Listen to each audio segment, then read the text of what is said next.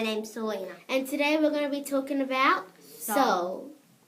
Well, what does SOL stand for? It stands for Self-Organized Learning Environment, which means that you have to do everything by yourself and hardly ask the teacher anything. In SOLs, we had these little cardboard papers on the wall, and there was some collaborating, sharing ideas. Yeah, and vocab. Oh yeah, and the research and everything. Yeah, and another good thing about SOL is you're collaborating. So in life, you learn to to work together and not just count on anyone. Well, I think the bad thing about SOL would have to be when there's a big question and two different people think about different things and they have a fight. Sometimes the thing I think about SOL is that some people, in the last 5 minutes or 3, they would move to another group because their group haven't done enough work. Well, I think it's really bad to do that because you didn't even collaborate in work in the other people's group, and That's that the what I other think. people, let's say there's 2 of you, there's only going to be 1, and what if you move, but the group that you were already meant to be in, they did the best work, and you'll feel very sad and you would really want to be in that group. Yeah, and another bad thing, it's not bad, but a thing we need to work on is about the vocab, and then people spending too much time on their prettiness of their soul, and we also need to so say for example there's you need a big sheet of paper to write all the facts down, but people just look at it and not memorize it, and that looks really. Mr. Gov tested on us. Yeah. When we are at the front doing our work, presenting our work, he would tell us not to use the paper, to remember it in our head. And sometimes that's really tricky.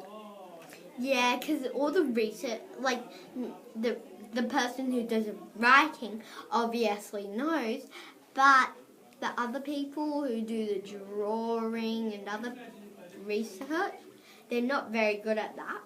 And today we just had our big SOL, and Mercy's going to show you guys what we used for our SOL.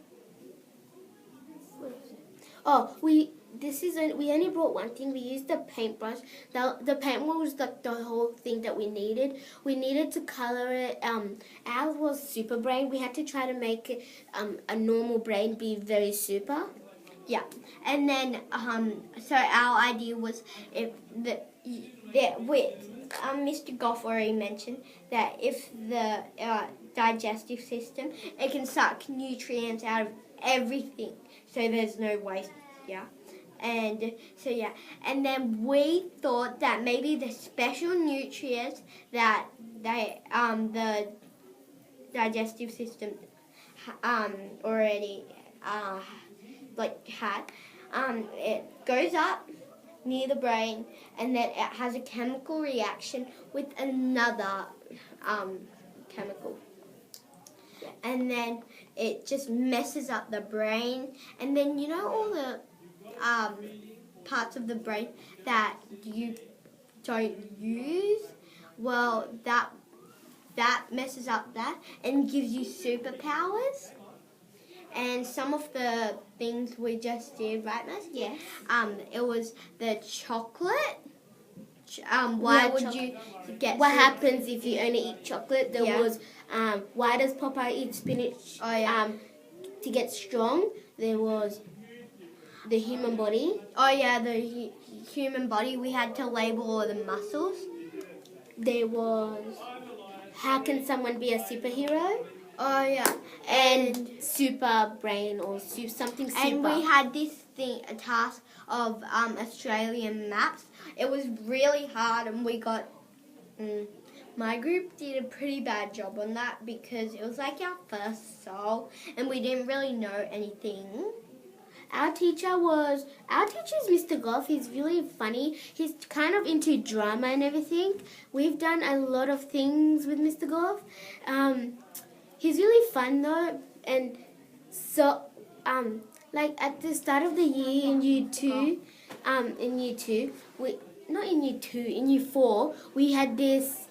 We had to do it to this principal from Melbourne or something. Oh yeah, we had to do it. And I was really frightened because he brought along his staff teachers, and they were really like very fancy and everything like that, you know. Okay, so hey, my name's Mercy, and my name's Selina, and we hope to see you again. And we were talking about SOLs. Bye. Self-organized learning environment.